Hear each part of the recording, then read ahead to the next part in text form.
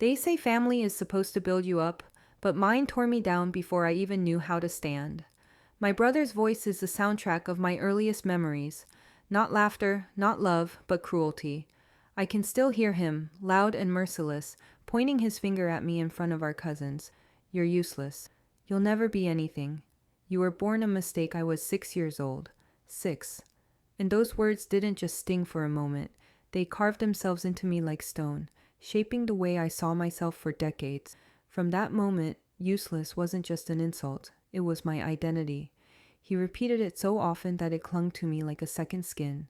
At home, he would mock me when I tried to help with chores, sneering that At school, he'd humiliate me, telling them I was too dumb to keep. At family gatherings, when relatives were all around, he'd find a way to twist the conversation till it ended with him laughing at me and everyone else awkwardly chuckling, pretending it was harmless tea. But it wasn't harmless. It was a knife, and he twisted it I can still see my father's face of those dinners, smiling politely when my brother cracked a joke at my too tired to argue, too weary to step.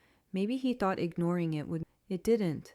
Every time no one defended me, every time no one said enough, I learned the same, that my voice didn't matter, that I didn't matter. The comparisons never stopped either.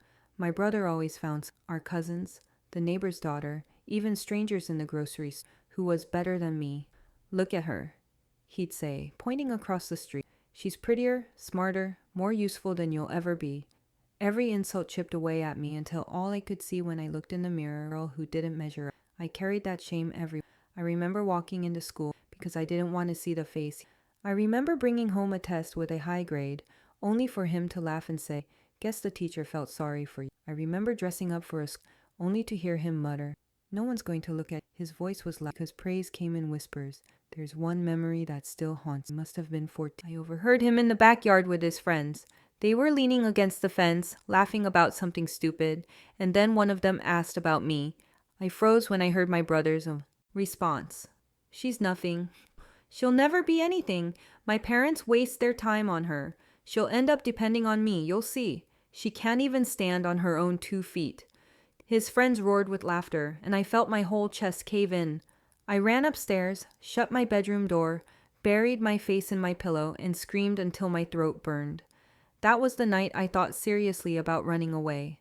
Not because I hated my family, but because I hated myself for being everything he said I was. But I didn't run. I stayed. I endured. I kept hoping that maybe one day he'd change. Maybe one day he'd see me. Maybe one day he'd realize that I wasn't useless after all. That day never came. Instead, his cruelty grew sharper as we got older. He didn't just call me useless anymore. He acted as if I didn't exist. If I spoke at the dinner table, he cut me off. If I offered an idea, he rolled his eyes. If I tried to stand up for myself, he laughed, making me feel foolish for even trying. And the world? The world seemed to side with him. Teachers praised his confidence. Friends admired his charm. Family members compared us constantly, never realizing that "why can't you be more like your brother?" was a nail in my coffin. I kept telling myself it was just sibling rivalry, that every family had its share of teasing. But this wasn't teasing. It was systematic. It was cruel. It was designed to break me down. And the worst part was, it worked. Years of being told I was nothing turned into decades of believing it. Even when I tried to build myself up, to find pride in small victories, his voice was always there, whispering I was a fraud, that no matter what I achieved, I'd always be useless. But here's the part no one saw coming. For all the times he called me worthless, for all the ways for all the humiliation, fate has a cruel way of. Because one day my brother, the same man who told the world I was nothing, would be brought to his, and the only person who could. And that's the irony that still makes me. For all the years he called me useless, my so-called worthlessness became the very thing I never imagined before he ever called me useless. Of laughter, small, fragile sparks of love might have been. I remember chasing fire, our bare feet sinking into for a few fleeting. But the thing about that innocence ended, and what replaced it was his voice cutting on, reminding me that we grew up in a modest home. The walls were thin, the furniture worn, but my parents filled it with pride. At least that's what I thought. My father worked long hours, my mother kept everything in order, and my brother, well, he was the star. From the moment he could talk, people praised him. He was confident, loud, daring. He'd climb the tallest trees, run the fastest at the playground, and when he spoke, everyone leaned in as though he carried wisdom beyond. And me? I was the quiet one, the careful one, the child who colored inside the lines, who helped my mother with the dishes, who tried not to make mistakes. But in my family, quiet wasn't admirable. Careful wasn't impressive. Where my brother's boldness was celebrated, my thoughtfulness was dismissed. I can still hear my father's voice at the dinner table, pride dripping from every word as he recounted something my brother had done. Did you see how fast he ran at school today? The coach says he's got real talent. That's my boy. Everyone clapped, everyone smiled.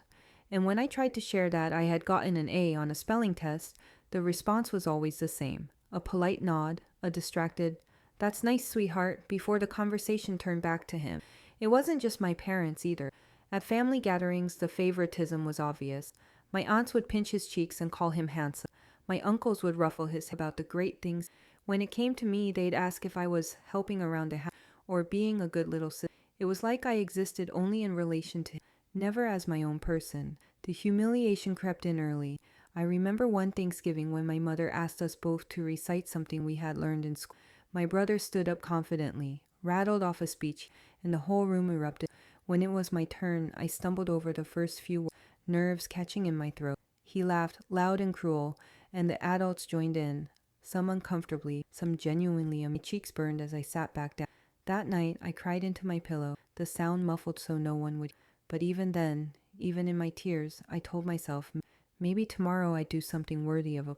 But tomorrow never came. The more I tried, the harsher the comparison. If I got good grades, they said, of course, she has to work harder than him. If I failed, they said, see, she's not like her brother. There was no winning, no middle ground, just a constant reminder that in my own home, I was second place, and he knew it. He thrived on it. He made sure I felt it at every turn. When relatives visited, he'd boast about his achievements, then glance at me with a smirk, daring me to measure up. At Christmas, when I unwrapped a simple sweater while he got the toy he'd begged for, he leaned over and whispered, "Guess they don't think you're worth as much." When I drew a picture for my father and left it on his desk, my brother scribbled over it before he could see, laughing as I cried. Each moment planted seeds inside me, seeds of anger, of resentment, of a quiet fire I didn't yet know how to use. I hated the way he looked at me, the way the world looked at me through. I hated that I believed them all, but hate was complicated, because beneath it, there was still longing. Longing for him to stop, for him to treat me as I think about one summer we had gone to the lake with our family, and my father promised. I was nervous, clinging to his arm, but after a few tries, I floated on my "she's a natural" for one shining second. But when my father turned his back, I remembered the panic, the sting of lake water, the desperate kick of. He held me there just long enough for fear to grip me, long enough for me to, when I finally came up gasping, "Don't be so dramatic. You're fine." I told myself that siblings did, but deep down, the irony, everyone else still saw him as. My parents dismissed my tears as overreact. My relatives, no one saw heard the whispers, the ones that cut year after year that simmered under my waiting for a moment. That's the thing about child. They don't fade, they stretch. My brother shattered, but here's the part, the cruelest twist of all. Even with the pain, even with the anger simmering in, a part of me hoped that maybe one day he'd look at me, and that maybe one day and yet deep down, by the time I reached my teenage, I had learned something. Sometimes being hated is least acknowledged, but in my house, my brother had perfected the art of making me, and somehow, school was supposed to be a fresh start. That's what I told myself walking through those hallways on my first day as a freshman. New faces, new teachers, new opportunities. I thought maybe here, away from the watchful eyes of relatives and family friends, I could finally step into my own light. But light doesn't last long when someone is always determined to cast a shadow over you. My brother, already a junior, was the kind of student everyone knew. Charismatic, athletic.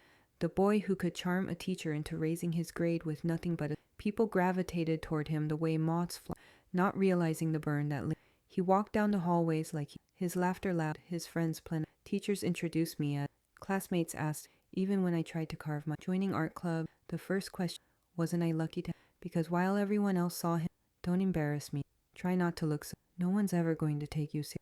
Those words trailed me like I carried them into every room, every cafeteria, every failed attempt. When girls laughed with me, I wondered if they were. When boys ignored me, I wasn't worth no. I retreated into myself, shrinking smaller while my peers went to with my sketchbook, pouring my loneliness. While my brother thrived under Friday night, cheered on by the whole, I sat in the bleachers, my presence no more important than an empty seat. Dreams that to prove that leadership. How could I put myself when I'd been told again? It wasn't just it was my own. His words had burrowed so deep in. Why try? Why speak up? Why reach when? And yet, beneath the silence, a faint resilience. It showed up in the day I choir despite trembling knees, and though I didn't make the solo, I sang louder than I ever had before. They were scraps of courage, pieces of strength I didn't yet know how to piece together. But they were there, flickering like candles in the dark. Still, the humiliation didn't stop. My brother made sure of that. At one family reunion, I tried to share my plans for college. I mentioned my dream of studying literature, of becoming a writer one day. Before I could finish, he laughed loudly, making sure every ear in the room caught it. Her? A writer? She can barely talk without stuttering. Who would ever read what she has to say? The room joined in with chuckles, some out of discomfort, others out of genuine amusement. My face burned as I shrank back into my chair, my words swallowed before they could ever find air. Another time at school, I had been nominated for a small award in art class. My brother found out and announced loudly in the cafe. They must have been desperate if they picked her. His friends howled with laughter. I sat frozen with my tray of, staring down at the mat, praying no one. Moments like those stacked on top felt like a ghost in my while I drifted on. But here's the irony. While my brother thrived on it, I noticed the cracks in the desperation. I saw how he needed the world just as it hurt to be. By the time I graduated, my brother had friends, a future that seemed bright and untouchable. But scars tell, and mine whispered a truth I was only beginning. Sometimes the ones who I didn't know it then, but fate has a cruel way of turning tables. And while he walked into the future, I carried a secret resistance. Every person has a moment when the weight of humiliation becomes too heavy to carry. Mine came one summer night, under the cruel glare of neon lights, with laughter ringing in my ears that wasn't mine. It was the night my brother decided my shame would be his entertainment, and it was the night I swore I'd never give him that power again. It happened at a diner just off the highway, the kind of place teenagers swarmed after Friday night football game. Greasy fries, jukebox music, booths packed with kids still buzzing from the I had gone reluctantly, invited by a classmate who insisted I get out more. I wanted to say no. I knew my brother would be there with his friends. But a small part of me, the part that still longed to belong, hoped maybe this time would be different. The second I walked in, I knew I was wrong. He was already there, surrounded by his usual crowd, his charm filling the room like he spotted me instantly, and I could see the glint that always. I tried to avoid him, sliding into a booth near the back with but it didn't matter. Halfway through his voice loud, the table of kids, I tried to sink into pretend none of it mattered. You know what's funny? She once told Dad she wanted to be a writer. Writing something anyone would actually. More laughter. Louder this time. A few heads turned from other booths. Entertained. I wanted the floor to open up and swallow me. My classmate looked down at her plate, unwilling to meet me. No one came to me. He grabbed a napkin from shoved it toward. Go ahead, sis. Write us something. Show us your big talent. Or are you too useless even for that? The word sliced through me like the word useless echoed again. The same one that had haunted me my entire life. The word that had been my chain since. The diner went quiet for a moment. My throat closed, rolling over me. That was the breaking. I excused myself, mumbling something about, and stumbled out. The neon diner sign buzzed above me, casting a sickly glow on the crowd. I gripped the edge of the building. My breath, but the tears came anyway. Hot, relentless, unstoppable. For years I had endured his cruelty in silence, telling myself it was easier to let him win. But that night, something cracked. The humiliation wasn't just painful. It was unbearable. I felt stripped of every ounce of dignity, left raw and exposed for the world to laugh at. And yet, in that moment of absolute despair, a seed of something new planted itself inside me. Anger. Not the hot, fleeting anger of childhood fights. This was different. This was cold, sharp, and steady. The kind of anger that doesn't burn out. It builds. For the first time, I realized I didn't have to live like this. I didn't have to be the shadow, the scapegoat. I made a vow to myself. Never again would I sit till he stripped me of, and most importantly, never again would I Not love, not validation, not approval. If the world was going to see me as useless, then I would prove them wrong on my own terms. That night, I walked home alone, my cheeks still streaked with tears, but my spine straight. Every step away from that, I wasn't free, but I had finally found the first thread of strength to untangle it.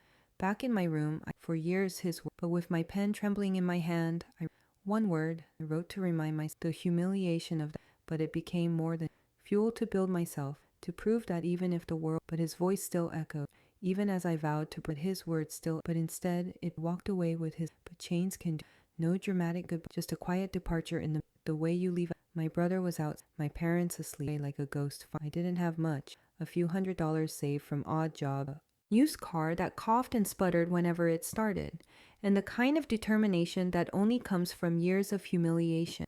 But it was enough. Enough to start over, enough to breathe for the first time without his voice weighing me down. The first months on my own were brutal.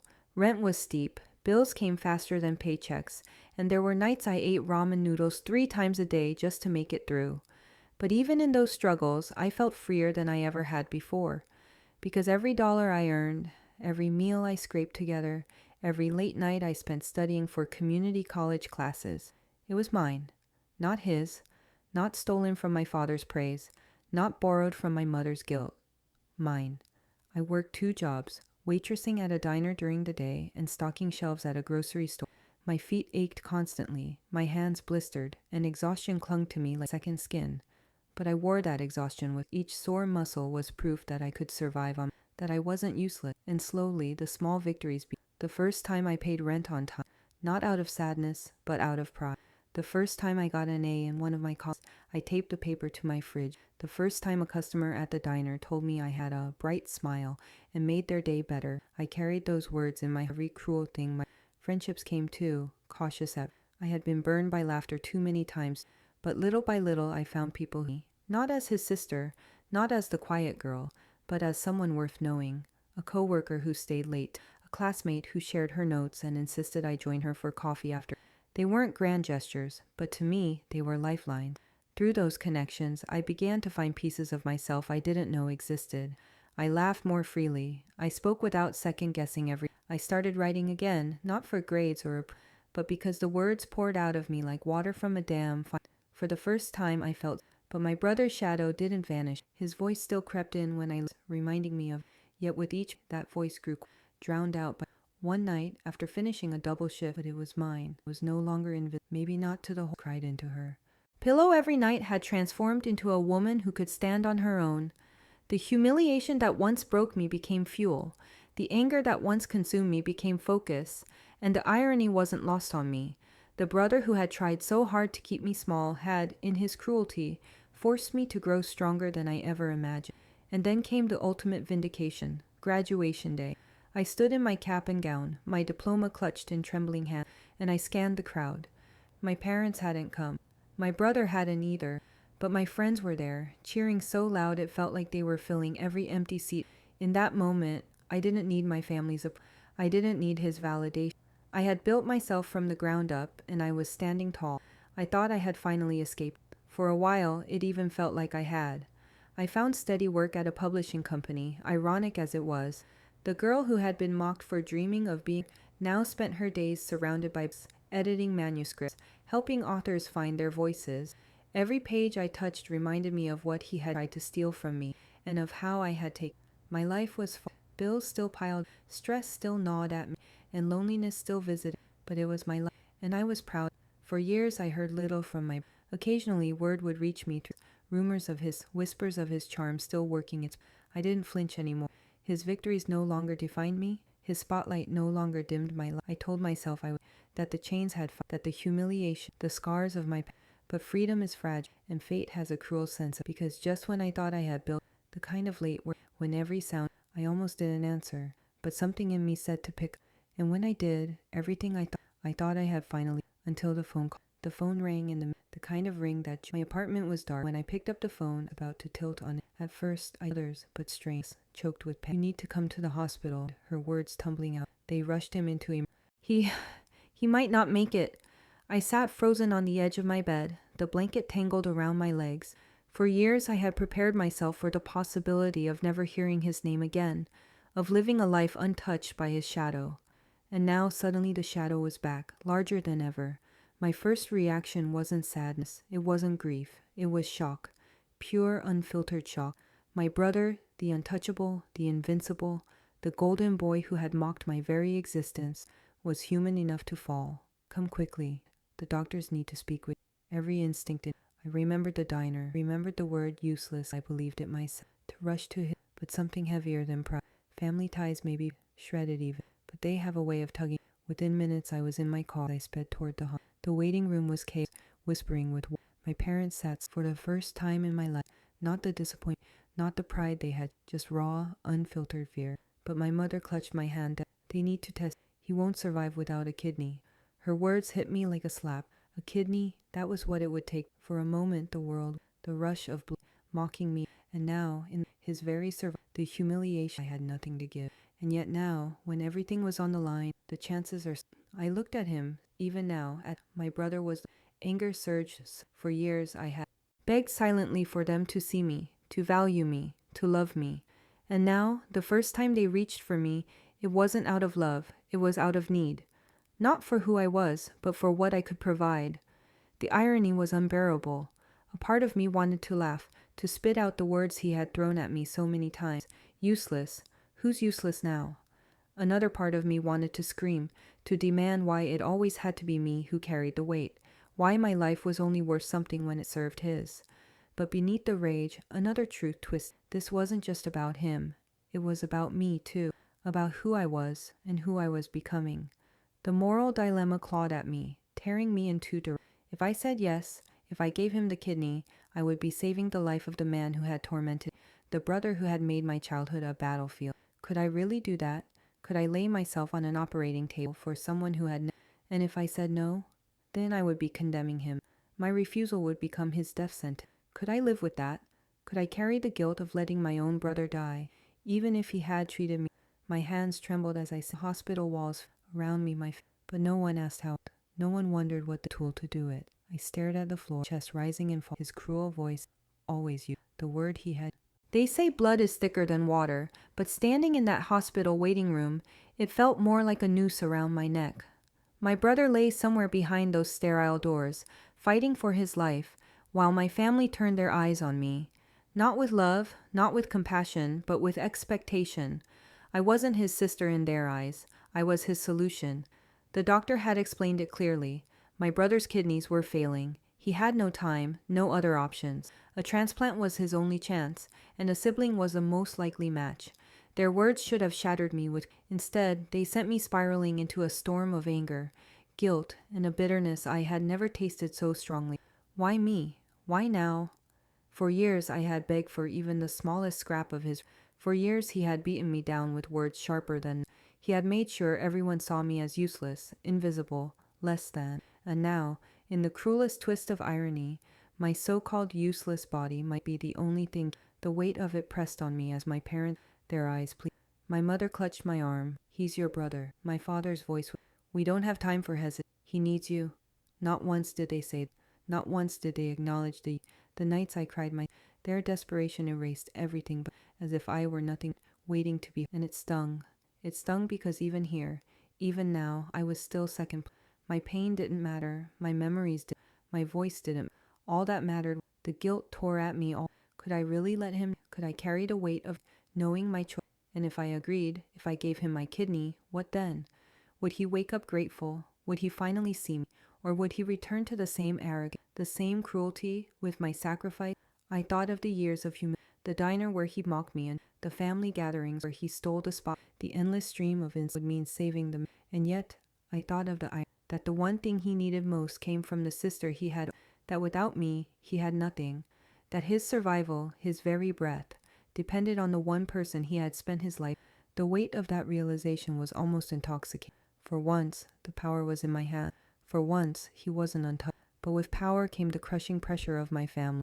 Relatives whispered in corners, stealing glances at me as though my choice had already been made. My mother wept into tissues, begging me to be the bigger person. My father told me I had a chance to heal the family. Heal, as if years of scars could be erased with one surgery. Their words didn't feel like love. They felt like chains, trying to bind me back into the role I had fought so hard to escape. The forgiving sister, the dutiful daughter, the one who always gave, even when she had nothing left to give. The turmoil ate at me. I paced the hospital hallway, the sterile smell of disinfectant clinging to my thoughts spiraled. I could hear his voice in my head, taunting, calling me useless. And now, those same lips might beg me for. The irony was so sharp, but justice wasn't simple. Because if I refused, I would live with the guilt. I would carry it forever. I had given everything. The clock ticked on. My life had all beneath the guilt and anger. For the first time, for the first steps of approval. My decision, not his, not my parents, not the family's. The irony of it all. The brother who once called me, my chest rising. The turmoil hadn't vanished. It still clawed at me, pulling me in.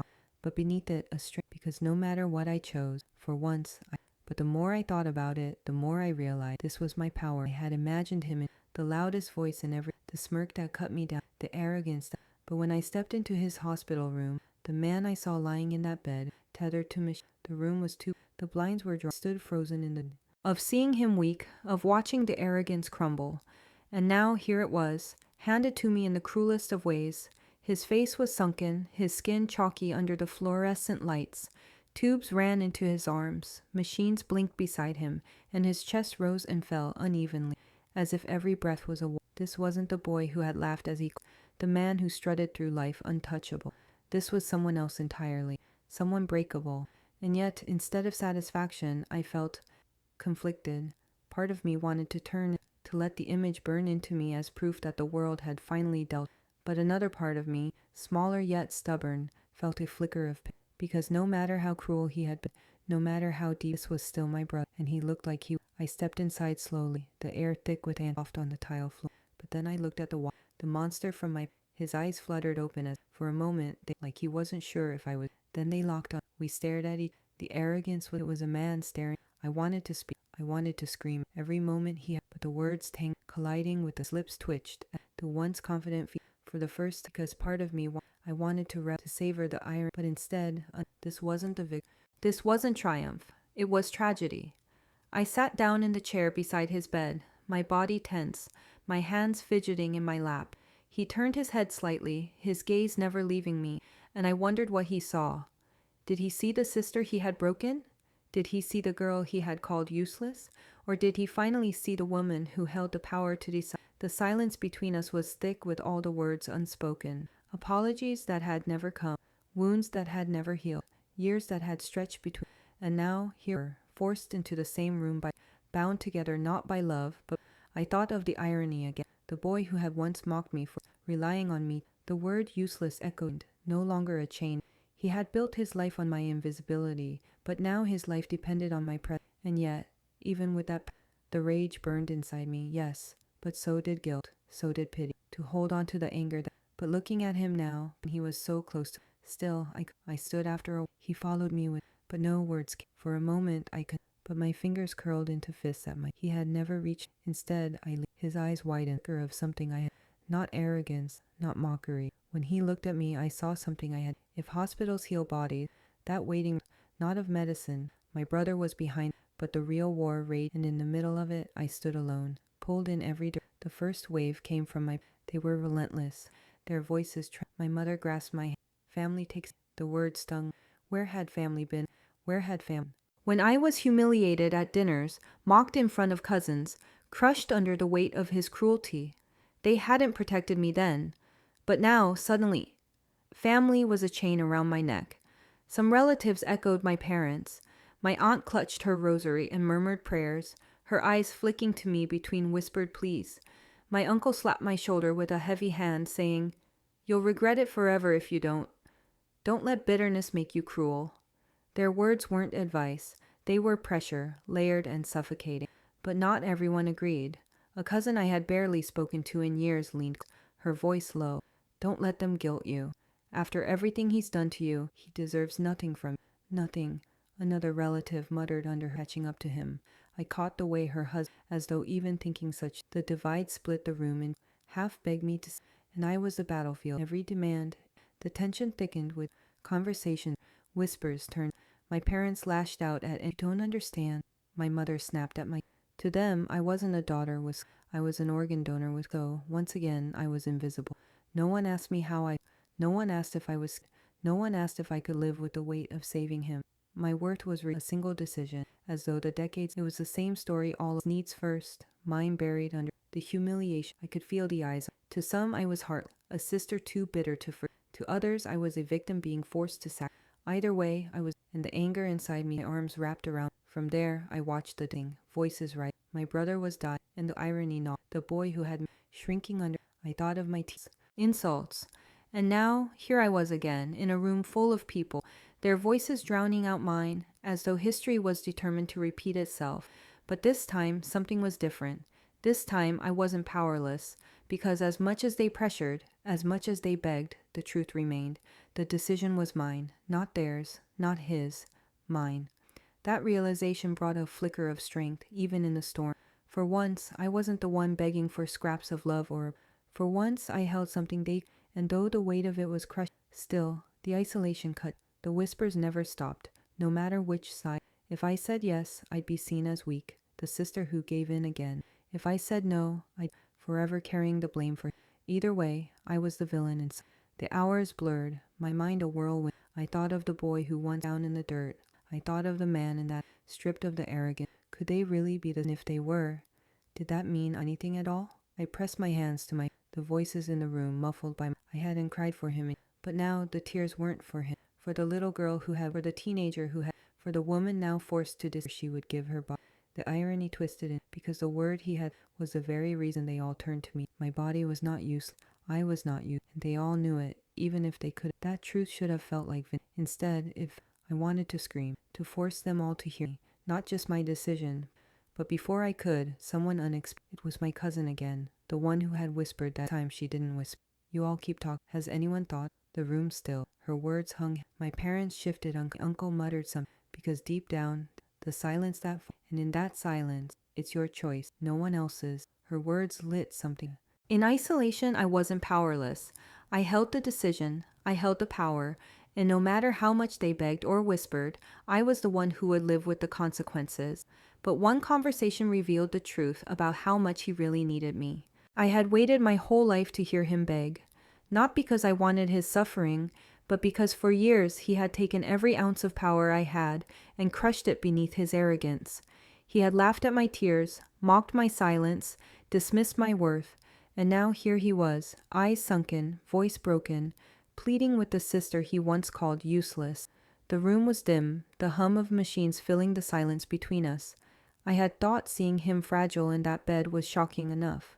But when he opened his mouth and begged, when his words tumbled out heavy and raw, it hit me harder than he rasped, his voice hoarse from illness and please. The irony was suffocating. The same man who had once looked at me now looked at me with desperation. His hands, once quick to point out my flaws, now trembled as his eyes, once sharp with mockery. For a moment I just stood there, watching him.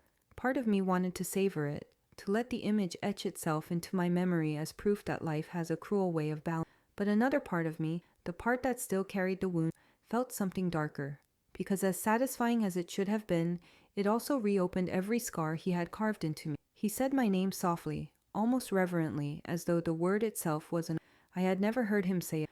Growing up, it had always been a weapon, spat out with attached to insults. Now it was different. Now it was heavy with me. I lowered myself into the chair, my body tense. He turned his head. The words hung heavy and fragile, but all I saw was fear, not regret, not remorse. That stung more than I expected, because somewhere deep down, I hoped that his brush with death might force him to see, to understand the years I had hoped for acknowledgement. Instead, what I got was begging born out of. It wasn't him he valued. It was what I could give. The realization, my throat ached. Even now, even on the edge of, he couldn't see me. I leaned back in the chair, forcing my. Funny. You used to say I was useless, and now you're begging for the very thing that. His eyes flickered. Shame and anger collided. He opened his mouth as if, but no. Words came. His silence was louder than any denial. For the first time, I felt the power shift completely. I wasn't the invisible sister anymore. I wasn't the target of his ridicule. I was the one holding the strings, the one whose choice could decide his fate. And he knew it. He reached for my hand again, his fingers trembling. I didn't move. I let the distance linger, a reminder of the years he had never reached for me. His lips quivered, his voice breaking. "I'm sorry," he whispered. But the words felt hollow. They weren't spoken with the weight of truth, of reflection, of remorse. They were spoken with desperation, with fear. They were spoken not to heal the wounds between, but to save his own life. And that broke me all over again. Because even now, even here, he couldn't give me he couldn't offer me sincerity. He couldn't admit what he had done. All he could do was beg. I turned my gaze toward the window, the blinds casting thin lines across the room. My chest rose and fell. My mind caught between vindication. It was the role reversal I had forced to play. I wanted to scream, to force him to make him say but I knew he wouldn't. So instead, letting him taste what it felt like he couldn't even apologize. Not sincere. There is no courtroom more terrifying than that's where I stood, on trial with myself, haunted by my brother had destroyed me, broken me down with words so sharp, invisible scars, too. Now, his life depended on me, on my body he had always mocked as well. And suddenly, revenge and justice I could no longer tell.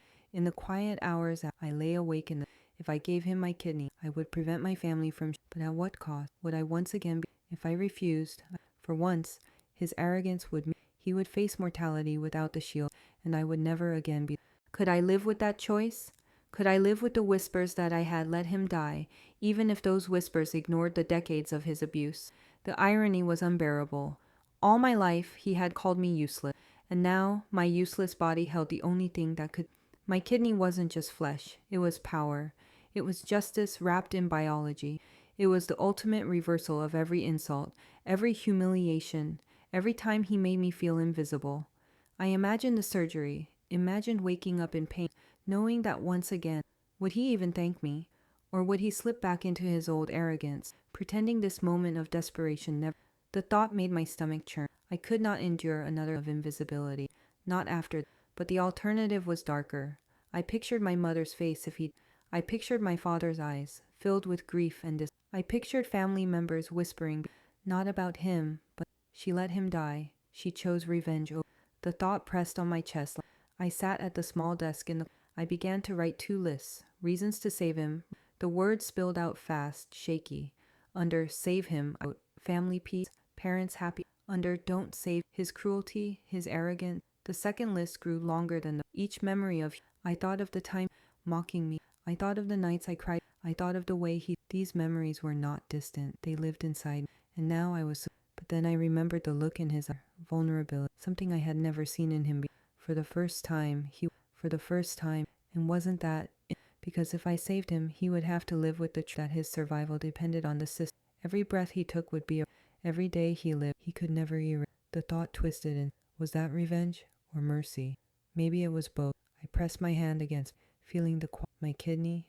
The symbolism was, for once I pictured my father's face, his kind eyes that always tried to see the best in both of us. He used to tell me, "One day you'll understand that strength isn't about how loud you are.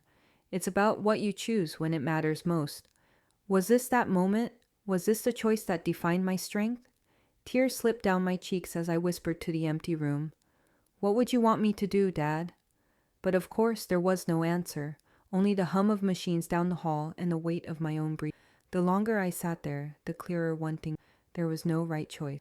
Either way, I would lose something. If I saved him, I might lose myself all over again. If I refused, I might lose my family, and maybe a piece of the power terrified me because I had never had it, and now that I did, I realized power isn't free. It's chains of an. As dawn crept through the blind, I stood before the mirror. My reflection looked back at me, tired, hollow-eyed, but stronger than I had. This was not the girl who had been mocked into. This was not the sister who lived. This was a woman standing, her choice heavy enough to shake. I touched the mirror. I knew then, whatever I decided, watching for once in my life, he looked small, smaller than I. His breasts were shallow, uneven. I sat down beside. My palms were damp, not from fear of what would come. He turned his head for a flicker. No armor of air, no mask of just a man hanging. In that moment, the little girl in the one who had been rose up. The words felt as if I had never spoken them. His lips parted. "You called me useless. Chance you got." I pressed louder now. "At home, at school, in front of friends, in front of family. You made sure I knew I was worthless, that everyone else knew it too. Do you have any idea what that did to me? He blinked, his chest rising and falling with uneven rhythm. I didn't wait for an answer. It broke me, said, my voice cracking. It made me doubt everything I ever was. I stopped raising my hand in class because I heard your voice laughing. I stopped trying out for sports, for plays, because why bother? You already convinced me and every time I looked in the mirror, I didn't see. I saw your words carved into my. The tears came then, hot and unstoppable. I wiped them away quickly, unwilling to look weak in front of him, but I refused to stop. The dam had broken and there was no going back. You turned me into a ghost in my own family. At every holiday dinner, the one who could do no wrong, you got praise for every little thing while I sat there invisible, or worse, the punchline to your Do you remember that reunion when you laughed, they laughed, pretending it did, but that night I cried myself to sleep, wondering why I wasn't. You fed on my humiliation, my voice. You didn't just hurt, and now, the useless for the one thing that isn't that ironic? You spent your whole life, and now you.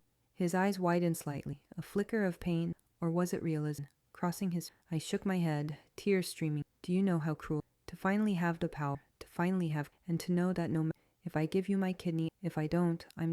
Either way, you win. Either way, I'm. For the first time since his voice was horrible. Didn't know. The words froze me. Didn't know? Didn't know? Anger surged hot through the sorrow. You didn't know because you didn't care to know. You were too busy standing in the spotlight, too busy laughing at me, too busy making yourself bigger by making me smaller. You knew exactly what you were doing. You just didn't care what it cost me. He flinched at my words. His lips trembled, and for the first time in my life, I saw something that almost looked like shame. The silence stretched, thick and suffocating, broken only by the relentless beep of 2 words, my voice shaking. Do you think that fixes any? Do you think a lifetime of breaking me down piece can be undone with sorry? Where was your sorry? Where was your sorry? Where was your sorry? My voice cracked into a sob. The weight of you, I got a torment. He closed his eyes, whether from weakness or from the force of my. The tears blurred my vision again, but this time they weren't weakness, and for the first time I wasn't swallowed. I was screaming it into existence. I sat back, wiping my face, my voice quieter now, but no less sharp. Maybe I won't, but at least now you know. At least now you can't pretend you didn't hear it. The weight of my confession filled the room, pressing down on both of.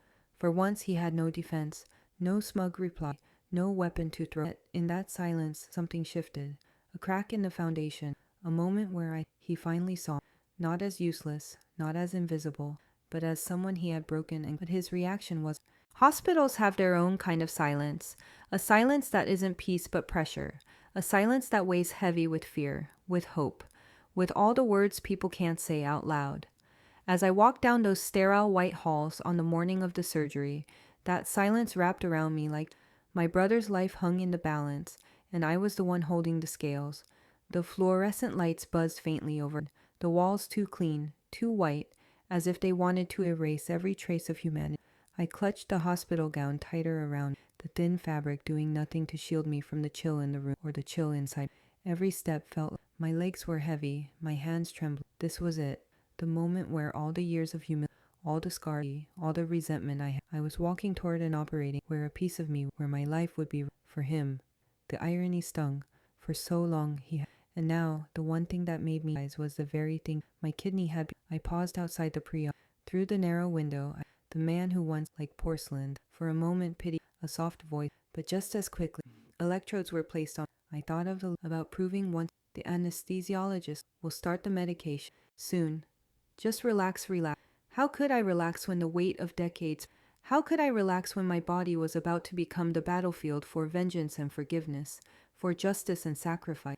I turned my head slightly and saw him across. His eyes were open. For a heartbeat, to say something, but no words came. And in that silence, I still didn't know how, even as he was a symbol of everything I had become. By giving it, I wasn't bowing, was reclaiming myself. That the sister he called, the nurse adjusted my IV, the girl who had been, the woman who had been, and the reckoning that, as the anesthesia, one question echoed. Was I saving him or freeing myself? Waking up after surgery feels like waking into a different world. Not brighter, not softer, but heavier. My body was lighter by one kidney, but my heart carried a weight. As the haze of anesthesia faded and the sterile smell of the hospital wrapped around me, I realized that while my brother's body, nothing else between. The first thing I noticed was pain. Not sharp, but deep. A soreness that spread across my side and pulsed with every breath. The second thing I noticed was the quiet hum of machine, steady and unyielding, like a reminder that life continues whether you're ready for it. I turned my head slowly and saw him my brother, his skin still pale, his lips dry, but his chest rose with a steadiness that the surgery had. He was alive, because of me. For a long time I just stared at him, my throat dry, my body weak. I had given him something no insult could erase, no arrogance could diminish. A piece of me lived inside him now. The irony cut sharp. After a lifetime of him calling me useless, my body had become his lifeline. When he stirred awake hours later, his eyes met mine across the room. For a moment, there was something raw in his gaze. Gratitude, maybe even awe. His lips parted as though to say something, but the words never came. He turned his face away, hiding whatever emotion had threatened to escape. And just like that, the old silence returned. I should have expected it. A surgery can heal a body, but it can't heal decades of cruelty. The wound between us was deeper than any scalpel could cut, and my kidney couldn't stitch it closed. Still, lying there with stitches burning into my skin, I wanted more than silence. I wanted acknowledgement. I wanted him to finally admit what he... The days blurred together in the... Nurses checked vitals, doctors murmured updates, relatives hovered at the door with practiced Some praised me for what I had done, calling me brave, selfless. Others whispered that it was only right, that family should... Their words slid over me like sticking but never... They didn't know the truth. They didn't know what it had. At night, when the hallways quiet, I would run my fingers over the... It wasn't just a mark of surgery, proof that I had chosen. Even when that power, proof that my worth was no longer measured. Still, had I done the right... Had I saved him out of strength? Every time I closed my eyes, useless, worthless, I wondered if, deep down, those words would haunt no matter what I... One evening, when the nurses dimmed the lights and the world outside the hospital faded into darkness, I saw him watching me.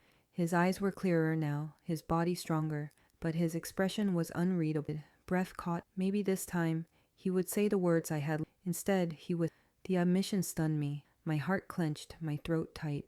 It wasn't an apology, not fully, but it was the closest he had ever come to... For the first time in years, I saw a crack in the wall he had built around. But before I could respond, he closed his eyes, shutting me out. The following days brought gradual. My body ached less with each. My steps grew. I walked the halls slowly. My side, while nurses smiled politely as though I were some kind of hero. But inside, I didn't feel like a hero.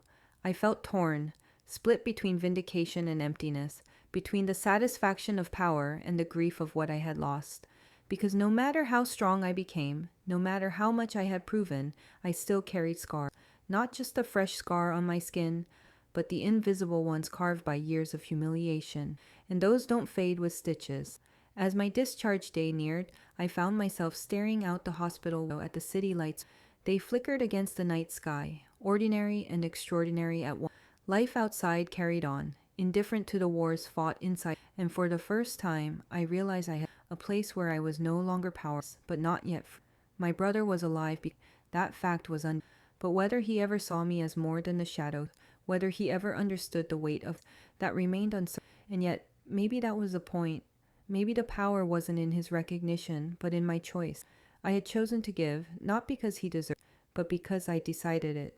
That choice was mine alone. And for the first time, I pressed my palm against the scar on my, closing my eyes, letting the silence. When I thought it was over, he asked me for... They say freedom comes. Freedom came when I chose the truth of who. First time in my life. The weeks after the surgery, felt my body recovered. But while the stitch of the war I had been... For years I had been called you. The word was repeated so often. My brother had thrown it at me. Every insult, every time he looked, I had saved him. Not because he deserved it, but because I decided it. And that choice had freedom. When I returned home, life looked different. The world hadn't changed, but I had. I walked past people who once whispered about me, their voices softer now, tinged with something that some still judge me of, calling me foolish, saying I had given too much to a man who had given me nothing. But their words no longer cut, because I finally knew my truth. I wasn't weak. I wasn't worthless. I wasn't useless. I was the reason he was alive. The irony made me laugh sometimes, quietly, bitterly, but with a sense of triumph I couldn't ignore. The same brother who once sneered at my existence now carried a piece of my kidney, beating with life, sustaining him, reminding him every day that he was not untouchable, not invincible, that his survival was tied forever to the sister he had tried to. And yet, the relationship between us remained fractured, fragile, almost unbearable. He recovered quickly, his strength returned, his arrogance creeping back in small doses like a shadow that refused. But there was something different in his eyes, something he could not fear of death anymore, fear of the truth I now embodied, because no matter what he said, no matter how he tried to bury the past, he could never erase the fact. For a man like him, one evening, avoiding his hands restless on end, quietly, the words were flat as if dragged out. I studied him, waiting for the apology, but nothing else came. No acknowledgement, no regret for just those three tossed into the. I nodded slowly because I didn't need his words couldn't, his silence couldn't. My worth didn't hinge on. For the first time, I felt like a woman who had rewritten the end. I thought of my father, the way he used to tell me if he would be proud of the belief he would. Not because I saved my brother. Healing was slow, but it brought clarity. Each time I touched the scar on I felt both the pain and the. It was more than flesh. It was proof. Proof that I had been underestimated, dismissed, belittled, and yet I rose. Proof that my body, my choice, my sacrifice had turned the word useless into something else entirely. And that was my justice, not his gratitude, not the whispers of. My justice was knowing I had broken free from the chains of his. My justice was that he could never again, without remembering what I had done for him. My justice was the freedom to define myself, not by his cruelty, but by my strength. Still, the story didn't end neatly. Life rarely does. Because just when I thought the war was over, when I thought I had finally found peace, he asked me for something else. Not another organ, not another sacrifice, but something heavier, something that once again threatened to test my resolve. And as I looked at him, my scar throbbing faintly under my hand, I realized that he may carry a piece of my body inside him, but he will never own me, not my choices, not my spirit. And I realized he may have my kidney, but he will never own my. If this story moved you, don't just stop here. Hit like to help it reach. Drop a comment to share and subscribe with the bell on so you never miss the next. Share this video with someone. Let's grow this fear together.